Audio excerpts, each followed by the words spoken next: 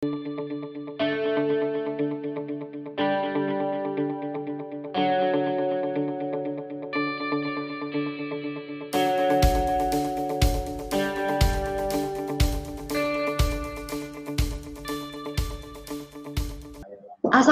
warahmatullahi wabarakatuh. Selamat siang, salam, Om Swastiastu, Namo Buddhaya. Apa kabar? Semoga semua sehat dan terima kasih sudah ikut berpartisipasi di webinar Media Academy episode ke-9. Berjumpa lagi bersama saya Maria Lizia Hasni yang nantinya akan memandu jalannya diskusi yang cukup menarik kali ini.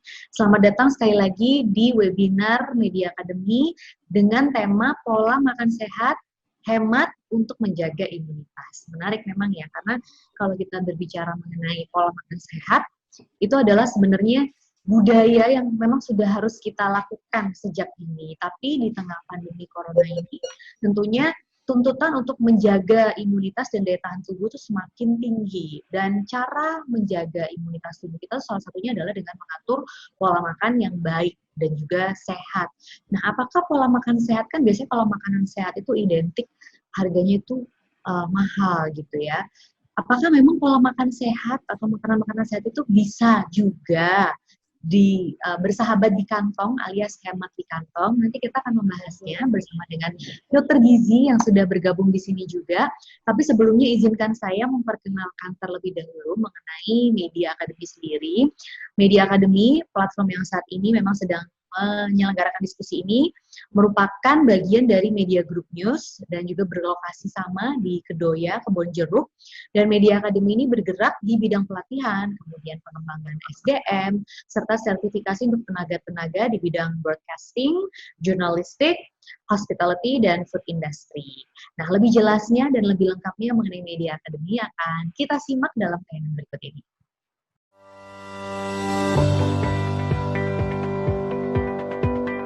Dekade telah berganti. Di era ini persaingan akan sukses dijalani oleh mereka yang memiliki kompetensi. Media Group News, sebagai grup yang konsisten dalam cita-cita, turut serta memajukan bangsa. Membangun sebuah unit bisnis yang bertujuan untuk mencetak sumber daya manusia yang unggul. Inilah Media Academy.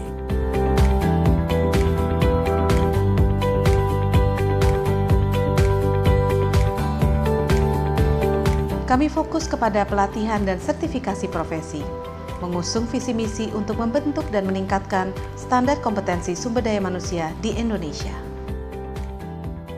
Media Academy hadir tidak hanya diperuntukkan bagi kalangan internal media group yang diantaranya media pemberitaan, industri pangan, dan hospitality.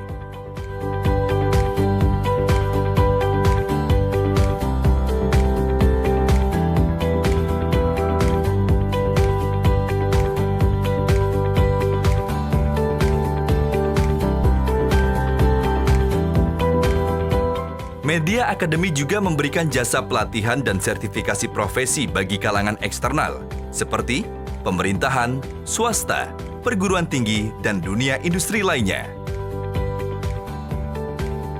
Para praktisi dan profesional menjadi asesor dan trainer ahli di Media Academy. Mereka berlatar belakang dari Metro TV, Media Indonesia, Medcom.id, Indocater, Pangan Sari Utama, Papandayan Hotel, The Media Hotel, dan banyak perusahaan lainnya di lingkungan Media Group. Mari meraih masa depan gemilang bersama sumber daya manusia yang unggul dan bersertifikasi lewat Media Academy.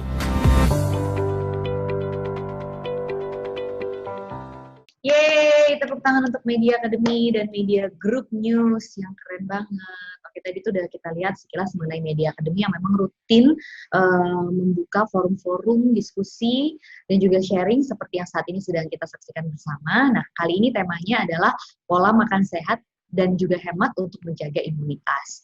Nah, saya akan langsung invite dokter yang nanti akan berbicara banyak mengenai hal ini. Sebelumnya izinkan saya sedikit membacakan resume beliau. Nah, beliau ini lulusan Fakultas Kedokteran dari Bandung, jadi Mojang Bandung nih, dari Universitas Pajajaran. Kemudian melanjutkan Magister Gizi hingga Spesialis Gizi di Departemen Ilmu Gizi, kalau lanjutannya di Jakarta, Fakultas Kedokteran Universitas Indonesia. Dan saat ini beliau merupakan dokter gizi klinik di Rumah Sakit Jakarta, kemudian juga menjadi dosen luar biasa program pendidikan dokter spesialis gizi klinik Departemen Ilmu Gizi FK Universitas Indonesia, dan tentunya juga aktif di organisasi kedokteran Indonesia seperti anggota Perhimpunan Dokter Gizi Klinik Indonesia (PDGKI) dan tentunya di Ikatan Dokter Indonesia atau IDI. Langsung saja kita panggil dokter cantik satu ini, Dr. Ladi Dita Alvara MGZ SPGK. Halo, Dr. Dita. Halo Mbak Maria, makasih semuanya. Assalamualaikum warahmatullahi wabarakatuh. Selamat siang Bapak dan Ibu sekalian. Senang sekali pada hari ini saya mendapat kesempatan kita untuk berbagi ya tentang pola makan hemat dan sehat. Sebentar saya share screen slide-nya ya.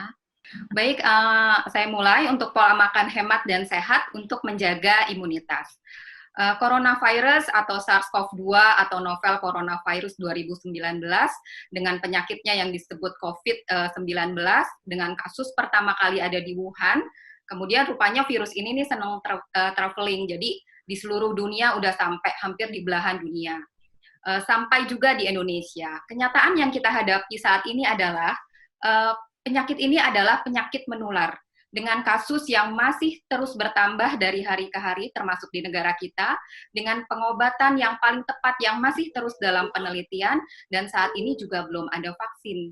Dan kenyataan lain yang harus kita hadapi adalah kita harus menghadapi masa new normal, di mana kita harus beraktivitas walaupun dengan beberapa kebiasaan baru. Oke, nah virus ini ketika masuk ke dalam tubuh akan melakukan replikasi, jadi memperbanyak diri, kemudian virus ini akan mempresentasikan antigen yang menstimulasi sistem imun kita. Pada keadaan sistem imun yang tidak baik, tubuh akan bereaksi nih dengan mengeluarkan banyak mediator peradangan atau mediator inflamasi. Kita udah sering dengar kemarin-kemarin di berita tentang badai sitokin ya.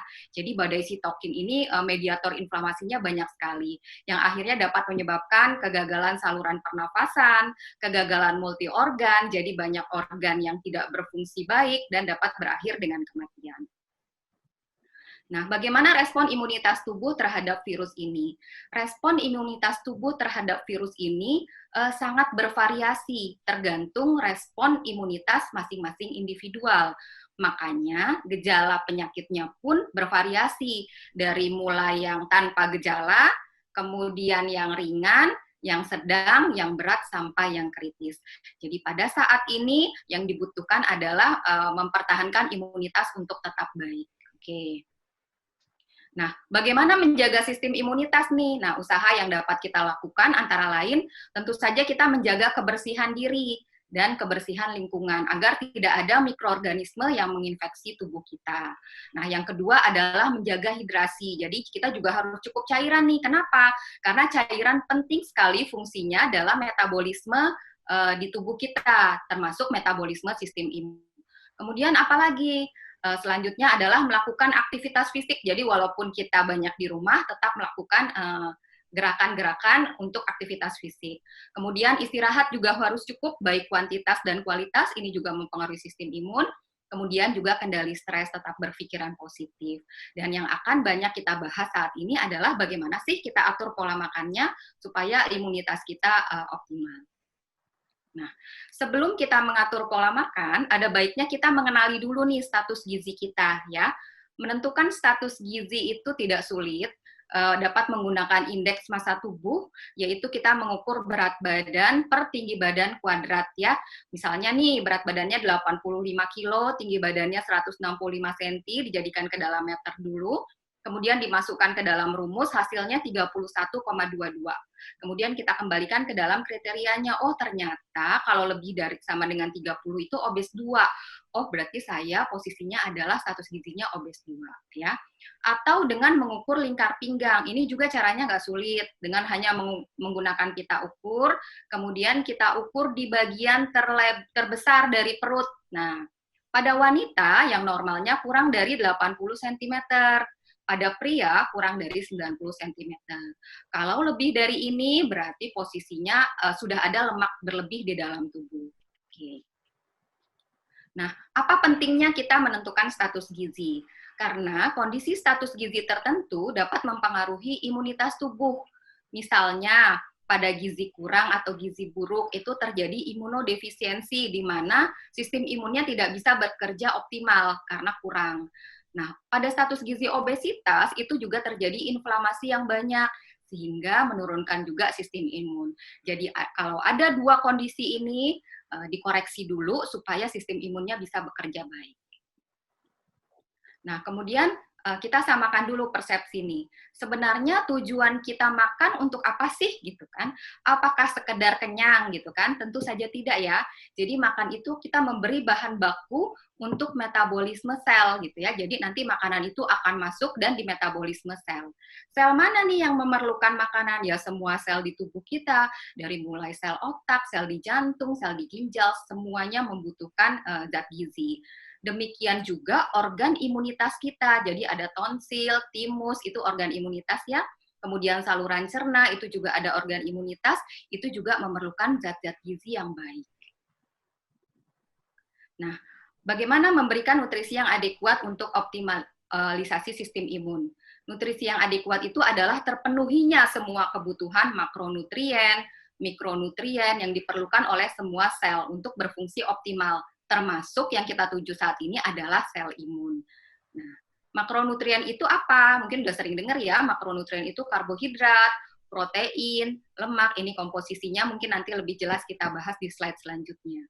Kemudian mikronutrien itu apa? Vitamin dan mineral. Dan ada juga nih yang namanya nutrien spesifik. Nutrien spesifik itu adalah nutrien yang ditambahkan dan mempunyai manfaat untuk memperbaiki sistem imun. Contohnya adalah omega 3. Nah, ini makronutrien. Jadi makronutrien itu adalah zat gizi yang penting untuk dipenuhi sebelum kita bicara mikronutrien, sebelum kita bicara vitamin, sebelum kita bicara empon-empon dan lain-lain. Ini dulu dipenuhi ya, karbohidrat, protein, dan lemak ya. Nah, untuk mendapatkan sistem imun yang baik, apakah harus mahal bahan makanannya? Tentu saja tidak, karena karbohidrat ini adalah makanan yang sudah kita konsumsi kok sehari-hari ya. Misalnya nasi, kemudian kentang, kemudian jagung, umbi-umbian, roti gitu ya. Jadi mudah didapat dan harganya terjangkau juga. Nah, kemudian makronutrien kedua yang penting sekali untuk imunitas adalah protein. Jadi mulai sekarang nih kalau kita makan, kita sambil bertanya nih, ini ada proteinnya nggak ya? Gitu. Karena ini adalah makronutrien yang sangat penting untuk sistem imunitas kita. Protein ini ada dua, protein hewani dan protein nabati. Protein hewani ini apakah harus setiap hari makan daging gitu ya? Tentu saja tidak gitu, banyak pilihannya. Bisa ayam, bisa ikan, bisa telur gitu ya. Nah, di Indonesia sendiri kita punya nih berbagai jenis ikan ya, banyak sekali pilihannya. Itu boleh dipergunakan berganti-ganti. Kemudian di Indonesia ini kita juga punya kebiasaan yang baik, yaitu mengkonsumsi ini nih tahu sama tempe ya. Ini mudah sekali didapatkan dan harganya sangat terjangkau. Ini juga kaya protein nabati ya. Jadi ini bisa saling melengkapi antara protein hewani dan protein nabati. Kemudian yang ketiga adalah lemak. Sebenarnya sih lemak ini sudah bisa kita dapatkan dengan mengkonsumsi protein hewani ini. Kita udah dapat nih lemaknya. Nah, untuk menambahkan, kita bisa menambahkan dengan lemak-lemak yang baik, misalnya lemak pada alpukat atau lemak pada nabati, atau tadi lemak yang pada omega 3 itu bisa kita dapatkan di ikan-ikan laut dalam. Harus ikan salmon nggak gitu ya? Tidak juga. Di Indonesia kita banyak sekali punya ikan kembung misalnya, ikan sarden itu juga kaya omega 3 ya. Jadi bisa kita pergunakan bahan makanannya. Nah, kemudian salah satu langkah lagi untuk berhemat tentu saja kita mengolah makanannya sendiri di rumah, jadi memasak sendiri. Memasak sendiri ini selain lebih hemat juga mempunyai kelebihan lainnya, yaitu bisa disesuaikan dengan kebutuhan masing-masing anggota keluarga ya. Misalnya ada anggota keluarga yang darah tinggi, garamnya harus dikurangi, nah itu lebih mudah untuk kalau kita mengolah sendiri di rumah ya. Jadi ingat, makronutrien harus terpenuhi dulu. Nah, kemudian untuk sayur dan buah ya. Sayur dan buah yang baik untuk sistem imun, apakah harus yang mahal? Apakah harus yang impor? Tentu saja tidak gitu ya. Bersyukur kita tinggal di Indonesia dengan sayur dan buah yang melimpah dan banyak ragamnya. Ya, jadi bisa mengkonsumsi sayur seperti sayur kangkung, sayur bayam, wortel, kacang panjang, itu semua kaya akan zat gizi. Dan untuk buah-buahan, misalnya bisa buah jambu biji, buah pisang, pepaya ya. Jadi lebih baik kalau mengkonsumsi sayur dan buah itu makin beragam, makin bervariasi, makin berwarna, itu lebih baik ya. Hal penting yang perlu diperhatikan untuk kecukupan, jadi sayur dan buah ini adalah sumber serat, vitamin, dan mineral. Nah, untuk kecukupan dalam sehari, sebaiknya kita mengkonsumsi 5 porsi. Nah, gimana nih hitungnya yang gampang? Yang gampang adalah misalnya gini, pagi, siang, malam kita makan nih ya, didampingi dengan sayur kurang lebih 1 porsi, jadi 1 mangkok kecil, itu sudah terhitung 3 porsi. Kemudian 2 porsinya lagi buah misalnya untuk selingan, 1 porsi pepaya atau pisang atau jeruk itu boleh, sehingga tercapai kebutuhan seratnya, vitaminnya, juga mineralnya. Oke, nah Depkes sendiri sebenarnya sudah mengeluarkan satu pedoman yang untuk kita pahami bersama, yaitu tentang pentingnya komposisi bahan makanan ya. Jadi misalnya karbohidratnya harus cukup, ini sumber karbohidrat, kemudian sumber sayur dan buah, kemudian juga protein harus ada, dan yang di puncak piramid yang kenapa dia ada di puncak? Karena kebutuhannya sangat sedikit, yaitu gula, garam, dan minyak ya. Oke, jadi tidak boleh berlebihan nih yang di puncak piramid ini. Nah, untuk memudahkan kita gimana ya caranya kita makan sehari-hari. Nah, kita bisa melihat isi piring kita nih ya, kita lihat. Kalau semua bahan makanan kita letakkan di dalam satu piring, maka yang setengah piringnya itu harus buah dan sayur ya, seperti ini nih. Buah dan sayur. Kemudian 1/3 piringnya adalah makanan pokok, 1/6 piringnya adalah protein. Jadi bukan dibalik, misalnya makanan pokoknya setengah piring atau 3/4 piring, lauknya sedikit, sayurnya sedikit. Nah, itu tidak seimbang gitu ya. Jadi membayangkannya seperti itu. Kita misalnya membayangkan kita taruh di dalam piring, yang dominan apa nih?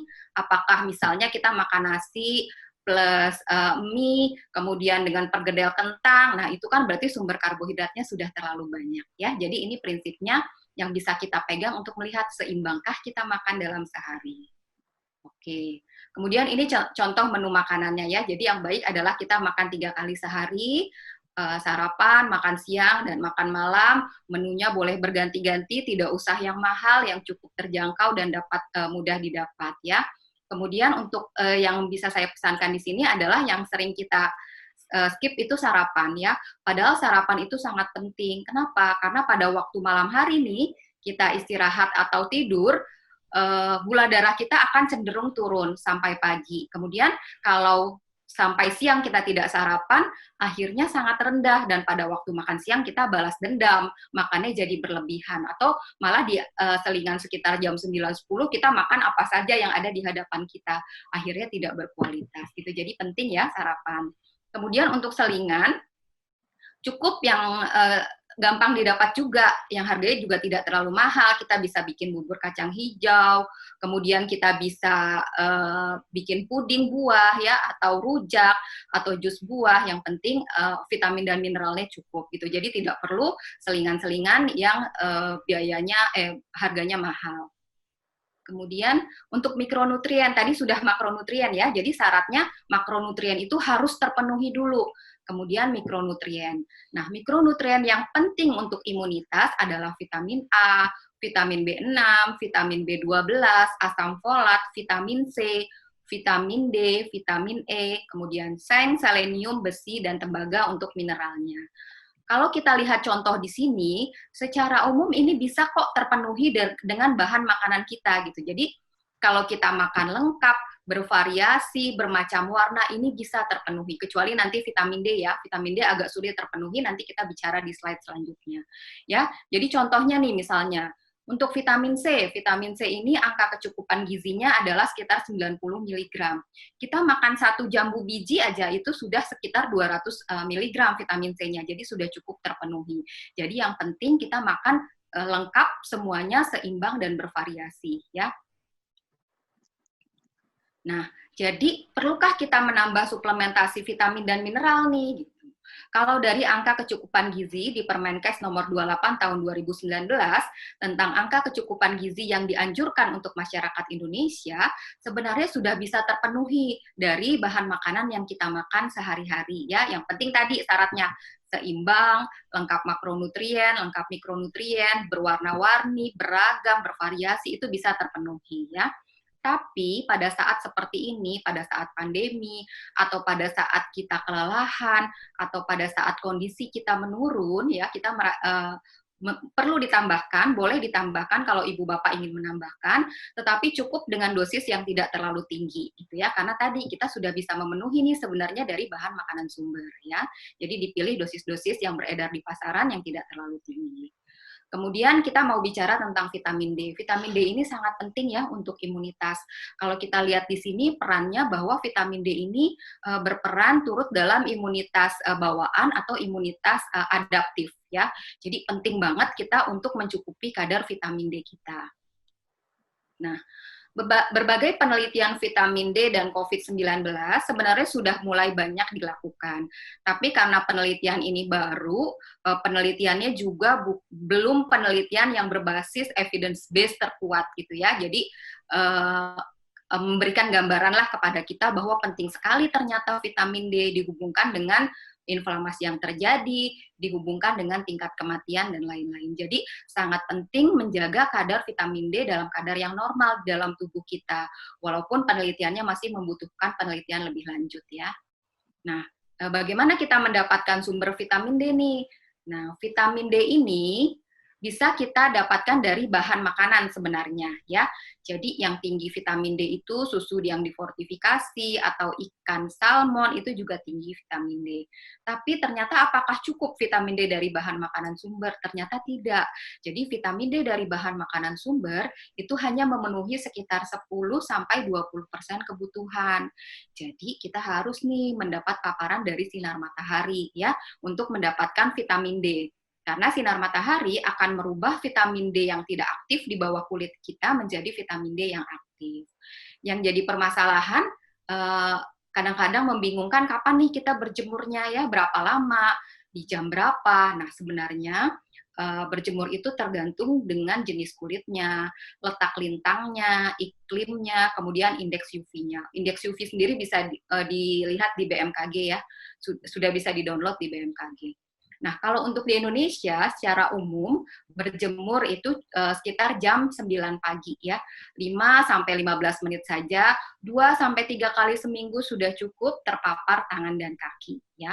Namun perlu juga nih diperhatikan untuk nanti Bapak dan Ibu yang kulitnya sensitif, mudah terbakar, ya lebih baik tidak memilih berjemur untuk mendapatkan sumber vitamin D. Tetapi di dunia ini ternyata vitamin D itu banyak sekali yang defisiensi, termasuk di Indonesia gitu ya. Jadi kekurangan vitamin D. Apa yang mempengaruhi? Dikatakan bahwa genetik sangat mempengaruhi metabolisme vitamin D ini gitu. Jadi ada orang-orang yang punya kecenderungan vitamin D-nya rendah ya. Jadi harus disuplementasi.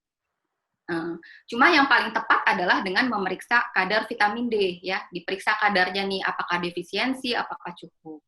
Namun pada kondisi sekarang tentu rasanya enggan ya kalau kita untuk pergi ke laboratorium klinik untuk memeriksakan vitamin D gitu ya. Boleh kalau mau suplementasi, pilihlah suplementasi yang dijual di pasaran atau yang bersama dengan multivitamin lain dengan dosis yang tidak terlalu tinggi ya. Jadi dosisnya cukup sekitar mungkin 400 international unit ya. Nah, nanti kalau misalnya ada kesempatan dan diperiksa ternyata defisiensi, berarti harus diberikan dosis yang lebih tinggi dan biasanya ini harus ke fasilitas kesehatan untuk diresepkan vitamin D dengan dosis yang lebih tinggi.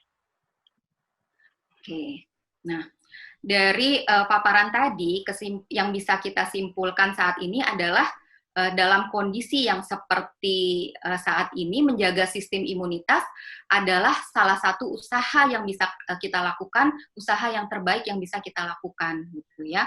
Jadi tadi sudah kita paparkan bahwa kita harus mengkonsumsi makronutrien dan mikronutrien secara seimbang, ya. Makronutrien juga tidak susah mencarinya, cukup yang terjangkau, yang ada di sekitar kita, ya, misalnya nasi merah, ini juga tinggi serat, ya, nasi merah.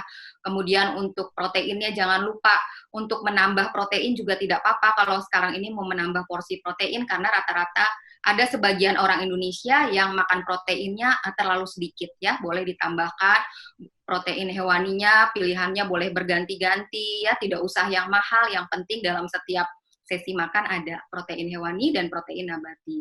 Kemudian untuk sayur dan buah, alangkah baiknya berganti-ganti, bervariasi, beraneka ragam, dan beraneka warna, sehingga gizinya akan saling melengkapi. Dan jangan lupa juga nih untuk mencari paparan sinar matahari.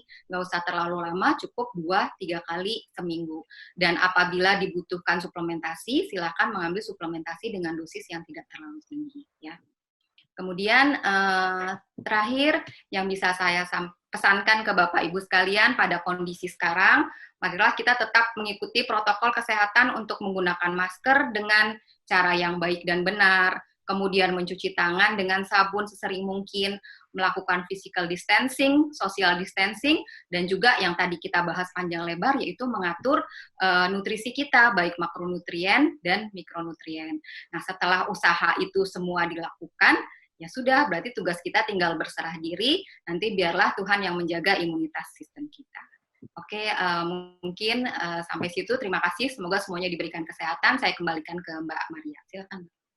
Oke, terima kasih Dokter Dita, setuju sekali tadi kalau kita sudah berusaha semaksimal mungkin ya untuk terus menjaga kesehatan dan imunitas tubuh, usahanya tuh biasanya sih tidak akan sia-sia begitu, pasti juga dibantu sama Yang Maha Kuasa. Nah, sekarang saya beri kesempatan kepada teman-teman yang sudah tergabung di webinar kali ini untuk langsung bertanya kepada Dokter Dita kalau ada pertanyaan mengenai apapun, yang paling penting mengenai makan sehat, cara menjaga nutrisi, dan juga cara menjaga kantong biar makan sehat ini bisa tetap hemat. Silakan langsung bergabung di chat room, nanti pertanyaan-pertanyaannya yang menarik akan saya bacakan ya, jadi saya silakan membuka forum tanya jawab sekarang.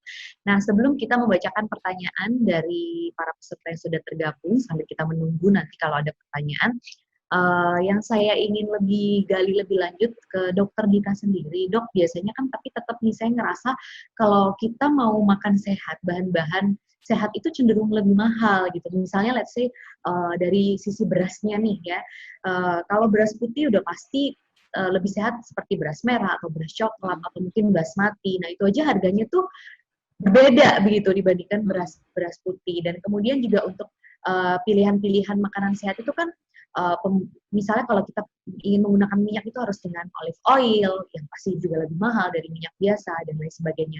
Nah, jadi mungkin tidak sih Dok, kita tuh bisa tetap makan sehat tapi juga hemat gitu. Kalau mungkin tuh gimana cara tipsnya gitu? Oh, baik, terima kasih Mbak Maria. Ya mungkin sekali gitu ya, karena pilihan bahan makanan di Indonesia ini kan banyak ya, tidak harus beras yang mahal. Yang penting adalah kandungan zat gizi di dalamnya. Gitu. Jadi belum ada juga penelitian yang memperlihatkan bahwa misalnya perbedaan beras yang satu dan yang lain secara signifikan mempengaruhi zat gizinya gitu ya. Jadi tetap bisa dipilih yang ada di sekitar kita. Jadi seperti boleh misalnya sekali-sekali beras merah dicampur dengan beras putih untuk meningkatkan serat boleh. Tapi intinya dengan beras yang biasa kita konsumsi sehari-hari pun dengan pengolahan yang tepat kita akan mendapatkan nutrisi yang dibutuhkan gitu ya. Karena beras itu kan selain karbohidratnya yang mau kita ambil juga ada dengan vitamin B-nya gitu ya yang cukup baik. Nah, itu. Jadi tidak harus yang organik, tidak harus yang mahal, yang ada di sekitar kita pun bisa memenuhi kebutuhan zat gizi kita. Nah, kemudian untuk misalnya untuk lauk-lauknya gitu ya, kan ada ikan yang misalnya lebih mahal daripada yang harganya lebih di atas lah ya. Tapi sebenarnya ikan-ikan yang ada di Indonesia, yang penting ikan laut dalam seperti ikan kembung, ikan sarden, itu kandungan omega 3-nya bagus loh gitu ya. Jadi bisa juga kita konsumsi secara berganti-ganti dengan lauk pauk yang lain gitu. Kemudian gimana tapi Mbak? juga ini dok, ada yang khawatir kan, misalnya kalau konsumsi ikan laut di perairan Indonesia ini khawatir begitu karena kandungan merkurinya tinggi. Nah itu juga kerap kali membingungkan nih dok, karena kita tahu Gitu ya. ikan itu zat gizinya sangat tinggi kan, omega 3-nya kandungan omega 3-nya tinggi, tapi di sisi lain perairan Indonesia kan belum sebegitu amannya. Nah itu gimana dok? Jadi gini, kalau kita mengkonsumsi sesuatu, tentu kita akan mengambil manfaatnya ya. Kalau misalnya kita terlalu banyak khawatir, akhirnya khawatirnya lebih banyak daripada nanti kita mengambil manfaatnya. Sedangkan jadi kita melalui proses yang cukup menjaga kebersihan seperti itu ya harus dilalui ya. Jadi kalau kita beli bahan makanan mentah, dicuci yang bersih, kemudian dilakukan penyimpanan yang baik juga gitu ya, supaya benefit dari zat-zat gizi yang kita inginkan juga kita dapat gitu ya. Jadi kalau kekhawatirannya lebih besar daripada manfaatnya, akhirnya kita bingung sendiri mau makan apa ya. Nanti jadi stres juga. Jadi selama kita mengolahnya dengan cukup baik gitu ya, mudah-mudahan sih kita bisa mengambil manfaat dari zat gizinya. Nah dok, ini ada pertanyaan sudah mulai ada pertanyaan dari peserta yang masuk. Ini dari Harasta Rahman Triputra. Bu, mau tanya, tadi di slide awal dalam porsi makan harus ada sayur, makanan utama, lauk, dan buah. Tapi saya dengar-dengar kalau makan buah dibarengin dengan makan utama atau makan besar, buah itu akan cepat membusuk di dalam pencernaan, alias jangan makan buah kalau lagi makan besar. Bagaimana ya Bu? Terima kasih. Nah ini memang banyak juga yang mempertanyakan, kan biasanya kalau orang Indonesia tuh makan buah itu sebagai pencuci mulut setelah makan besar. Tapi ada juga yang katanya makan buah itu baiknya sebelum makan besar. Itu yang benar seperti apa sih dok? Sebenarnya yang paling penting untuk dipenuhi dulu kebutuhan dari nutrisinya ya. Jadi kita penuhi dulu jumlahnya, kecukupannya seperti itu. Kalau masalah mana yang lebih dulu itu sebenarnya tidak masalah gitu ya. Belum ada penelitian yang menggambarkan bahwa harus makan buah dulu atau harus makan nasi dulu kemudian buah kemudian lauk gitu ya. Yang senyamannya aja, tapi biasanya sih kebiasaannya memang buah dimakan terakhir, kecuali biasanya untuk pasien-pasien diet ya, dia akan makan serat dulu nih yang banyak supaya kenyang, baru nanti makanan pokoknya. Itu juga tidak masalah gitu ya. Yang penting adalah zat gizinya nih, jadi ketika makanan masuk ke dalam tubuh kita, yang akan diambil dan dimetabolisme tentu saja zat gizinya yang ada di dalam bahan makanan itu gitu ya. Jadi mau yang mana dulu itu nggak jadi masalah gitu. Yang penting kelengkapannya dan jumlahnya cukup. Seperti itu. Jadi anggapan buah akan cepat membusuk di dalam pencernaan kalau lagi makan besar itu salah ya dok ya? Iya. Oke. Selanjutnya ada yang bertanya juga kembali dari Rudik Sutiono. Bu nanya, apakah memakan makanan mentah tubuh malah sering terpapar penyakit? Makanan mentah ya? Ya baik. Untuk makanan mentahnya tidak spesifik ya disebutkan ya, berarti baik. Jadi memang ada kebiasaan juga makan makanan mentah. Makan makanan mentah itu sebenarnya memang beresiko ada mikroorganisme yang bisa memaparkan berbagai infeksi gitu ya. Sebaiknya sih di masa sekarang ini di mana kita harus menjaga imunitas, sebaiknya bahan makanan memang dimasak matang gitu ya. Jadi untuk bahan makanan seperti ikan misalnya, seperti sayur-sayuran dimasak matang dengan tingkat kematangan yang cukup gitu ya. Dan kalau misalnya mau makan buah-buahan pun dicuci yang bersih kan. Karena sekarang ini kan kita harus menjaga kondisi imunitas tubuh supaya tidak sampai kemasukan mikroorganisme, karena kalau sudah terinfeksi berarti kondisi tubuh kita turun gitu. Takutnya mudah terinfeksi oleh kuman-kuman yang lain. Seperti itu. Oke. Next, selanjutnya pertanyaan dari Nurul Gena. Apakah kalau sayur frozen dan buah frozen bagus untuk dikonsumsi? Bagaimana kandungan gizinya? Apakah rusak? Baik, jadi kalau untuk buah-buahan yang dibekukan atau sayur-sayuran yang dibekukan, tentu saja itu kan sebenarnya sudah melalui proses ya, sudah melalui proses berbeda dengan yang segar. Untuk kandungan gizinya mungkin sedikit ada perbedaan. Jadi kan misalnya vitamin C itu mudah rusak nih dalam pengolahan ya, mungkin vitamin C-nya itu sedikit berkurang. Tapi selama penyimpanannya cukup baik ya, tertutup, tidak terkontaminasi, kemudian sesuai dengan waktu simpannya, itu tidak masalah, masih dapat memberikan zat gizi yang cukup baik, walaupun mungkin ada pengurangan sedikit karena ada proses pengolahan yang dilalui oleh si sayur dan buah itu. Cuma masih dapat dikonsumsi. Oke, well noted. Selanjutnya dari Edwin Giovan Vanotonazega. Bagaimana cara mengatur pola makan untuk orang yang nafsu makannya berlebih, Bu? Kebetulan nafsu makan saya berlebih, sehingga saya tidak bisa mengatur pola makan saya. Akibatnya badan saya gemuk. Baik, oke. Tadi kan kita sudah belajar sedikit ya gimana mengenali status gizi untuk kita sendiri. Jadi kalau mengatur untuk pasien-pasien yang mungkin berat badan, teman-teman yang berat badannya lebih, mungkin sekarang diatur nih supaya sistem imunitasnya baik. Dan mengatur pola makannya memang butuh strategi dan pertama kali sih motivasi. Jadi gini, tubuh kita ini dititipkan oleh Yang Maha Kuasa itu dengan jumlah organ yang terbatas ya, misalnya jantung 1, ginjal dikasih 2 gitu ya. Untuk kita jaga dari mulai kita lahir sampai nanti lah ya, sampai investasi. Jadi setuju kan kalau misalnya kesehatan itu investasi masa depan gitu ya, bukan cuman saat ini tapi nantinya, jangan sampai nanti kita kesulitan. Nah, untuk menjaga amanah ini, nah kita mengatur pola makannya untuk tidak berlebihan, tidak menumpuk lemak berlebihan. Nah, jadi perlu motivasi itu. Jadi menjaga status gizi yang baik tidak hanya untuk urusan penampilan atau estetika, tetapi juga untuk yang paling penting adalah untuk investasi kesehatan. Nggak mau dong kalau udah tua sakit-sakitan gitu kan. Jadi sekarang lebih kita atur nih pola makannya, kalau memang nafsu makannya tinggi, cepat lapar, boleh diisi dengan serat ya. Jadi makan sayur dan buah yang banyak. Kenapa? Sayur dan buah itu punya masa tinggal yang lebih panjang di lambung. Jadi bikin kenyang gitu ya. Jadi kalau seratnya cukup, insya Allah ya lebih kenyang. Kemudian juga mengurangi makanan-makanan yang tinggi lemak atau tinggi gula. Seperti gorengan gitu ya, jeroan gitu. Terus makanan-makanan kayak santan yang seperti itu ya, itu mulai dikurangin. Terus juga yang terlalu manis ya, minuman-minuman hits zaman sekarang bukan nggak boleh, boleh saja gitu, tapi jangan setiap hari dong gitu ya, karena itu gulanya sangat tinggi sekali gitu. Jadi kita mulai mengatur, yang pertama kali harus kita tanamkan adalah motivasi bahwa kita harus sehat gitu, karena nanti tubuh kita ini ya ini aja yang kita akan bawa sampai nanti gitu ya. Jadi kita harus menjaganya supaya tetap sehat. Gitu. Mungkin bisa dimulai dari kurangin konsumsi gula kali ya Bu ya. Betul, ya, bisa. Karena gula itu kan memang bisa menambah berat badan juga. Oke, kita ke next question. Mau bertanya Dokter Dita, ini dari Wina Angela. Tadi yang dijelaskan adalah kebutuhan menu seimbang pada kondisi normal. Bagaimana ketentuannya pada kondisi yang tidak ideal?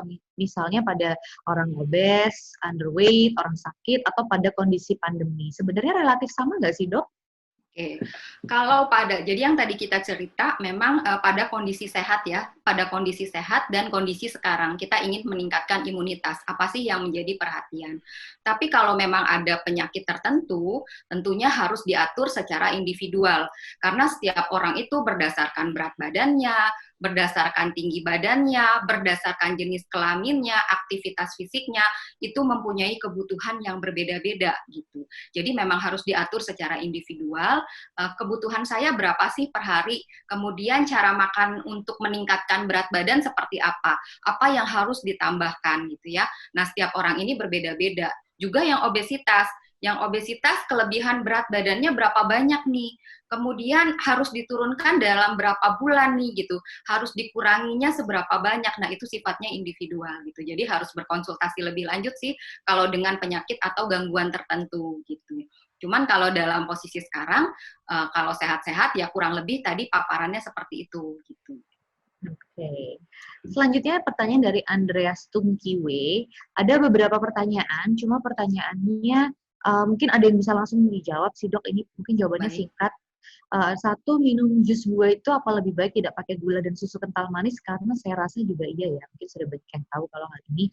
Yang kedua, konsumsi sayuran lebih baik mana? Antara dimasak atau dibuat jus atau smoothies? Silahkan dok. Ya, baik. Yang pertama jus buah ya. Jadi jus buah itu sebenarnya dia sudah punya sih kandungan gula ya. Kandungan gula di buahnya sudah ada. Memang sebisa mungkin tidak menggunakan gula sederhana lagi atau gula pasir ya. Itu masuk ke dalam karbohidrat simplex yang nanti cepat meningkatkan kadar gula darah dan kalau terlalu banyak bisa ditumpuk sebagai lemak gitu ya. Jadi kalau mau ya sebisa mungkin tidak pakai gula atau pakai gula alternatif dengan yang tidak atau gulanya sedikit aja deh, kalau sehat-sehat nggak ada masalah, gulanya boleh dikurangin. Tapi yang penting adalah untuk sayur dan buah itu proses itu juga mempengaruhi kadar vitamin yang di dalamnya gitu. Jadi sebisa mungkin ya segar ya, di buah potong itu lebih baik gitu. Jadi mendekati bentuk aslinya.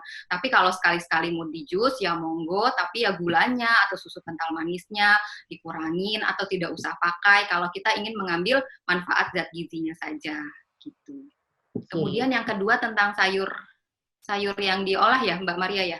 Konsumsi sayuran lebih baik mana antara dimasak atau dibuat jus atau smoothies? Oh ya, oke. Pada dasarnya sih semuanya cukup baik ya. Tadi sesuai yang saya terangkan sebelumnya bahwa kalau sayur dan buah itu memang paling dekat dengan bentuk aslinya itu paling baik. Jadi tidak terlalu banyak mikronutrien yang larut, yang hilang, seperti itu. Tapi monggo mau dimasak boleh, asal jangan overcook atau jangan kelamaan nih masaknya, nanti zat gizinya terlalu banyak yang hilang. Kemudian kalau mau di jus, biasanya kalau blender-blender yang atau juicer yang mengeluarkan panas, itu juga bisa merusak kadar vitamin yang ada di dalam jus itu. Jadi sekali-sekali di jus, yang di lain kesempatan boleh sebagai buah potong aja boleh gitu. Mau dibikin smoothies juga boleh gitu. Oke. Selanjutnya pertanyaannya dari Herni Mulyani. Dokter, salam dari Abu Dhabi. Apakah ada perbedaan jam berjemur yang paling maksimal untuk mendapat vitamin D di berbagai negara? Kebetulan saya tinggal di Middle East, Abu Dhabi. Terima kasih. Baik, tadi sesuai yang saya jelas. Jauh ya ini ya. Kalau kembali ke Abu Dhabi. Baik. Jadi seperti yang sudah saya paparkan tadi, bahwa berjemur itu sangat bergantung kepada letak wilayahnya, kemudian iklimnya, kemudian jenis kulitnya. Jadi lebih baik mungkin supaya rekomendasinya tepat, Mbaknya bisa mendownload UV index di wilayah setempat.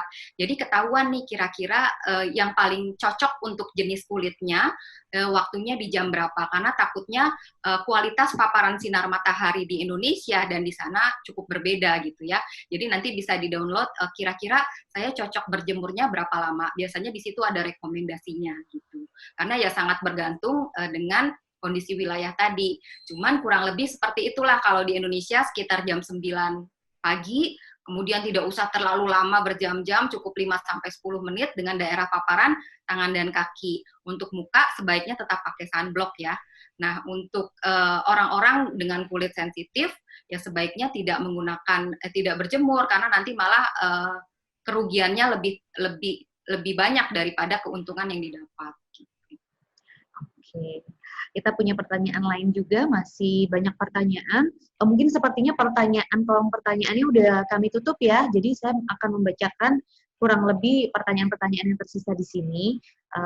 Jadi untuk yang selanjutnya adalah pertanyaan dari Andre Sungki. Saya bertanya bagaimana cara orang yang vegetarian untuk memenuhi vitamin D dan B12 dengan tetap mengonsumsi makanan yang berbasis nabati. Baik, ya. Untuk vegetarian betul sekali, biasanya terjadi kekurangan vitamin B12 dan vitamin D. Jadi tidak ada jalan lain nih kecuali suplementasi. Jadi harus mendapatkan suplementasi dua vitamin tersebut gitu. Supaya bagaimanapun ya vitamin D tadi fungsinya banyak. Salah satunya untuk imunitas. Demikian juga vitamin B12 gitu. Jadi jangan sampai kekurangan. Nah, langkahnya adalah melakukan suplementasi karena pada umumnya memang sumber vitamin B12 itu pada protein hewani gitu. Jadi kadang-kadang pada vegetarian memang terjadi defisiensi untuk B12-nya, juga vitamin D-nya. Kalau vitamin D umum ya, di Indonesia ini banyak sekali yang defisiensi, makanya kita harus concern nih sama kebutuhan vitamin D. Oke. Selanjutnya pertanyaan dari Abdul Aziz Rasman, buah apa untuk sebagai ganti nasi? Ada ya dok? Buah sebagai ganti nasi. Ya, oke. Jadi sebenarnya posisinya buah dan makanan pokok itu kan berbeda ya. Kalau misalnya buah sebagai gantinya nasi, ya tidak tergantikan gitu, karena nasi itu posisinya adalah makanan pokok. Kalau mau digantikan, nasi itu digantikan dengan kentang, dengan ubi atau singkong ya, atau roti gandum, itu bisa menggantikan fungsi nasi sebagai zat energi ya. Tapi kalau untuk buah menggantikan nasi, saling melengkapi gitu, antara buah dan makanan pokok itu saling melengkapi zat gizinya, tapi tidak bisa saling menggantikan. Oke. Selanjutnya pertanyaan dari Harasta Rahman Triputra. Bu mau tanya lagi, ini sudah bertanya yang kedua sepertinya. Kalau sinar matahari terpapar dengan kulit itu langsung jadi vitamin D ya Bu? Beda dengan makanan seperti susu dan ikan yang harus diproses dulu oleh tubuh untuk menjadi vitamin D. Oke. Jadi untuk mengaktifkan vitamin D di bawah kulit itu sih tidak serta-merta juga ya, tiba-tiba berubah menjadi vitamin D ketika terkena matahari. Jadi ada proses sebenarnya metabolisme yang cukup panjang gitu ya.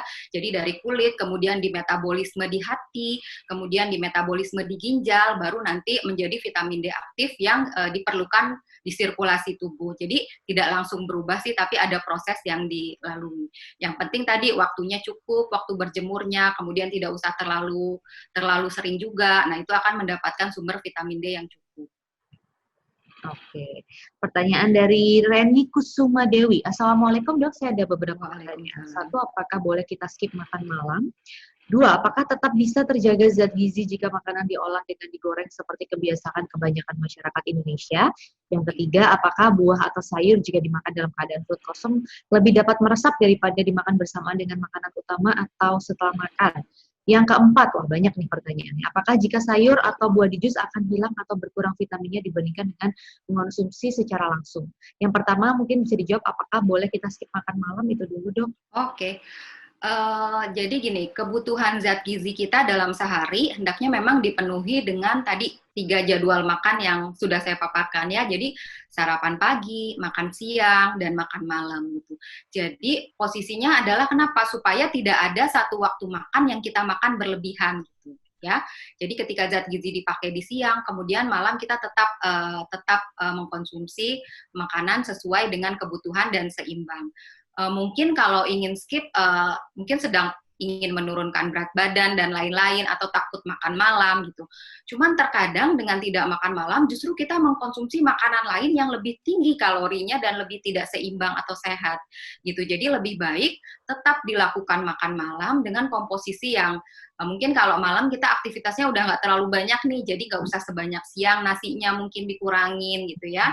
Dan tapi tetap mengkonsumsi makan malam supaya malamnya kita juga tidak tiba-tiba lapar di tengah malam, nanti makan apa yang ada, justru itu tidak baik gitu ya. Jadi disarankan sih untuk tetap makan malam.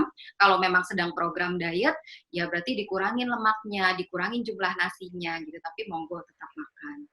Oh, intinya tetap makan tapi dikurangi saja begitu ya porsinya. Nah, yang kedua, apakah tetap bisa terjaga zat gizi jika makanan diolah dengan digoreng seperti kebiasaan kebanyakan masyarakat Indonesia? Oke, jadi memang sebagian masyarakat kita mempunyai kebiasaan menggoreng makanan ya, semuanya digoreng. Dan kayaknya yang paling enak itu gorengan gitu ya. Nah, sekarang ini mungkin kita harus untuk saat ini untuk meningkatkan imunitas, kita juga lemaknya tadi kan kita lihat tuh di tumpang gizi seimbang ya, lemaknya sedikit aja. Jadi sudah mulai mengurangi digoreng gitu ya, supaya lemak jenuhnya tidak terlalu banyak di dalam tubuh, karena lemak jenuh itu sudah kita dapat kok dari lauk pauk protein hewani tadi gitu ya. Jadi pengolahan bahan makanan itu sebenarnya banyak selain digoreng, dikukus, dipepes, di steam ya, kemudian di sayur, di sop, atau dibikin soto tanpa minyak gitu ya. Pilihannya cukup banyak, tapi memang effortnya agak lebih sedikit daripada digoreng. Kalau digoreng kan gampang banget ya, langsung masuk dan digoreng. Untuk zat gizinya, kalau masaknya tidak terlalu lama dan tidak dengan suhu yang sangat panas, itu zat gizinya masih ada. Cuman tetap saja lebih baik untuk digorengnya dibatasi lah gitu. Jangan dalam satu piring itu semua makanan digoreng gitu ya. Kalau mau digoreng cukup satu masakan yang digoreng, yang lainnya boleh dipilih pengolahan yang lain gitu supaya minyaknya tidak terlalu banyak gitu masuk ke dalam tubuh. Oke.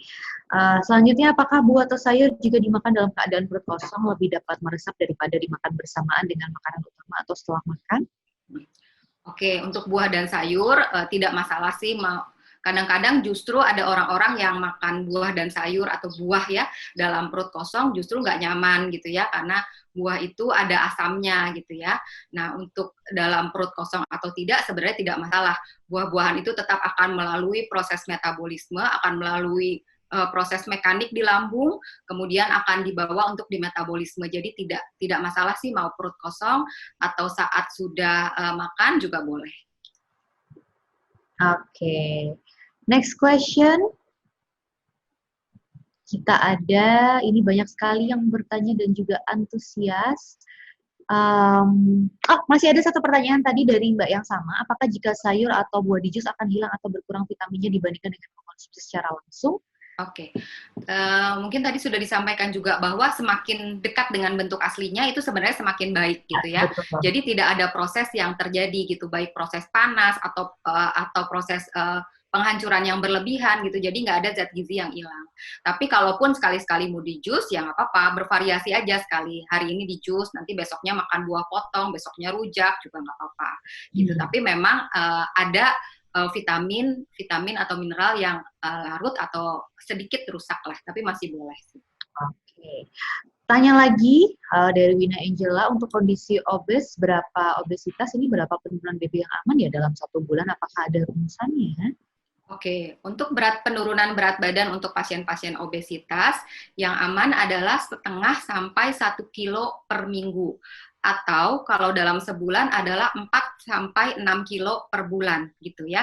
Jadi bertahap, karena waktu penurunan berat badan ini semua organ tubuh kita masih butuh nutrisi.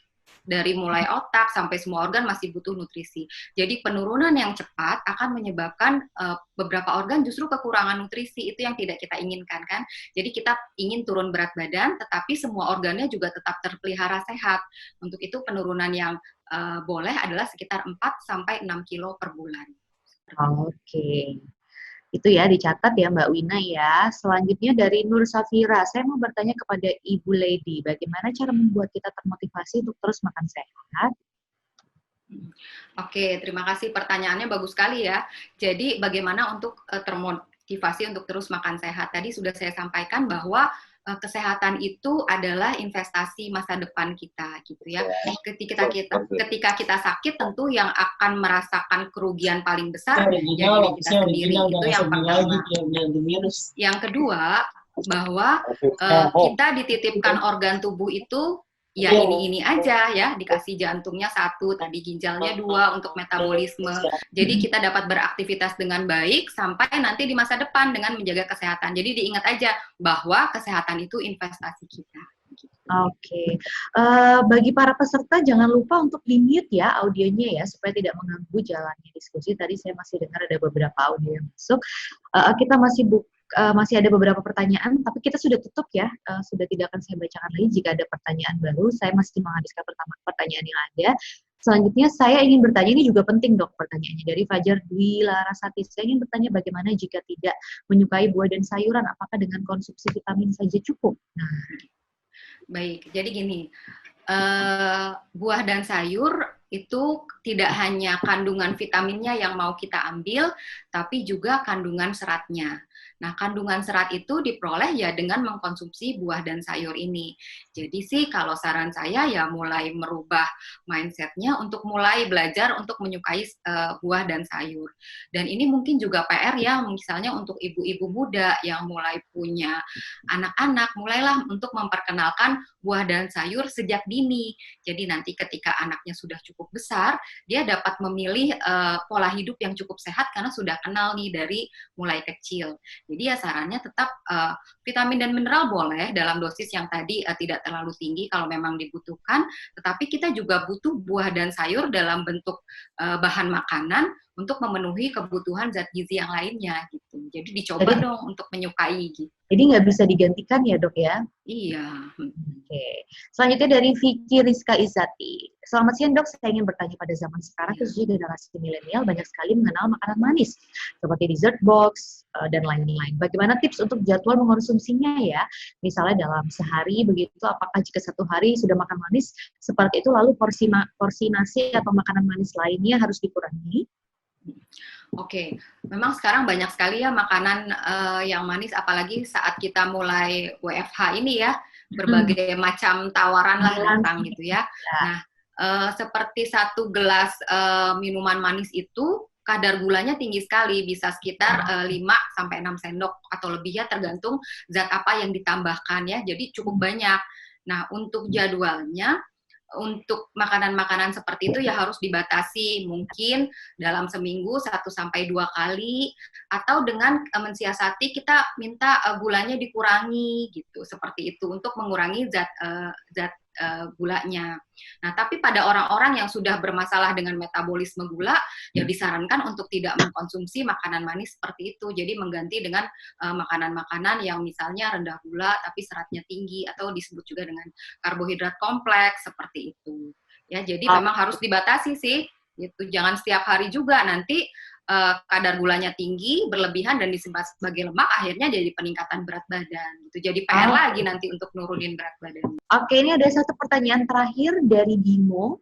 Jika sedang menjalani diet kalori defisit, apakah mempengaruhi imunitas tubuh? Ya, oke. Diet kalori defisit artinya asupan kalori yang kita asup itu kurang dari kebutuhan ya, kurang dari kebutuhan kita. Oke, kalau pada saat ini sih disarankan untuk imunitas kita cukup, nggak usah terlalu banyak gitu ya, tapi cukup untuk kebutuhan dan tadi kelengkapan zat gizinya, makronutriennya, proteinnya, lemaknya, sayur dan buahnya cukup.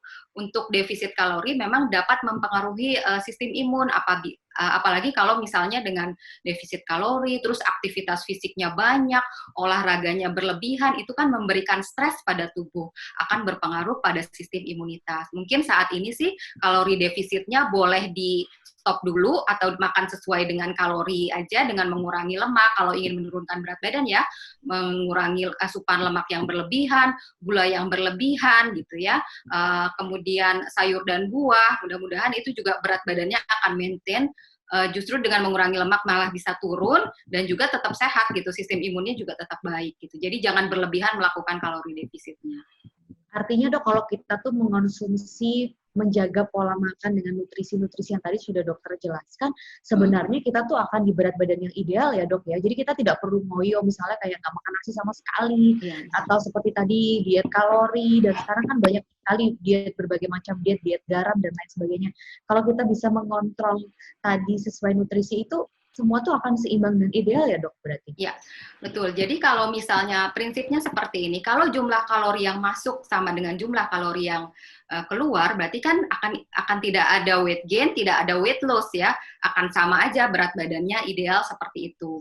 Jadi kalau misalnya kita mau makan nasi, mau makan lauk pauk, ya memang itu yang diperlukan, yang penting jumlahnya tidak berlebihan. Dan kalau tidak mau berat badannya naik, berarti kurangi asupan lemak seperti gorengan, kemudian makanan-makanan dari lemak yang tinggi seperti jeroan, itu ya jangan dikonsumsi gitu. Tapi kalau kita makan sehat sesuai dengan kebutuhan, ya insya Allah tidak akan mengalami kenaikan berat badan. Oke, ini pertanyaan-pertanyaan sudah semua dibacakan. Banyak yang sudah mengucapkan terima kasih banyak dan sudah cukup jelas penjelasan dari Dr. Lady Dita kali ini. Mungkin terakhir ada sedikit pesan-pesan atau tips dok yang ingin diberikan supaya kita bisa terus menjaga pola makan sehat dan juga tentunya hemat. Oke, baik untuk Bapak dan Ibu sekalian, pada saat seperti ini, tadi sudah saya sampaikan, untuk meningkatkan daya tahan tubuh adalah salah satu cara terbaik yang bisa kita lakukan saat ini ya, di saat virus ini belum ada obat yang paling tepatnya, belum ada vaksinnya. Ayo mari kita tingkatkan daya tahan tubuh dengan makan yang seimbang, semuanya ada gitu ya, tidak usah yang mahal, kemudian tetap beraktivitas fisik, kemudian mengikuti protokol kesehatan. Juga satu lagi yang penting ya jangan terlalu stres juga supaya imunitasnya tetap baik. Gitu. Oke, terima kasih banyak Sama-sama, Dokter terima Lady kasih. Dita. Tepuk tangan untuk Dokter Dita untuk penjelasannya yang sangat komprehensif dan pastinya bermanfaat kalau kita bisa menerapkannya dengan baik. Sekali lagi terima kasih. Dan juga terima kasih banyak untuk para peserta webinar Media Academy kali ini dalam tema pola makan hemat dan sehat untuk menjaga imunitas yang sudah mengikuti dan juga aktif bertanya dari awal sampai akhir. Dan saya ingin mengingatkan bahwa setiap minggunya kita akan sering membuat diskusi ataupun webinar dalam bentuk webinar tentunya karena masih di tengah pandemi yang bermanfaat yang bisa Anda ikuti setiap minggunya. Jadi bagi Anda yang tertarik untuk mengisi waktu misalnya sambil work from home dan lain sebagainya dari rumah bisa ikuti akun sosial Media Academy untuk mendapatkan informasi terupdate tentang webinar atau pelatihan yang diselenggarakan oleh Media Academy. Dan kebanyakan webinar atau pelatihan ini free loh ya, terbuka untuk umum. Jadi bisa diupdate dan diikuti di Instagram @media_academy_id, kemudian di Twitter @media_academy_id, Facebook di Media Academy, dan YouTube Media Academy ID. Sesi webinar kali ini ataupun setiap webinar yang ada juga bisa disaksikan kembali di YouTube Media Academy ID. Terima kasih kepada seluruh peserta. Sebelum kita tutup, kita mau foto bersama dulu nih seperti biasa. Jadi buat para peserta, yuk kita sama-sama buka videonya sekarang. Sekarang boleh buka video, karena kita akan berfoto bersama. Jadi saya mau lihat senyumnya, senyum manisnya dari semua peserta yang sudah join. Jangan leave dulu, karena kita mau foto bareng-bareng dulu. Oke, sekarang semuanya kita senyum ya, bareng-bareng ya. 3, 2, 1, cheese!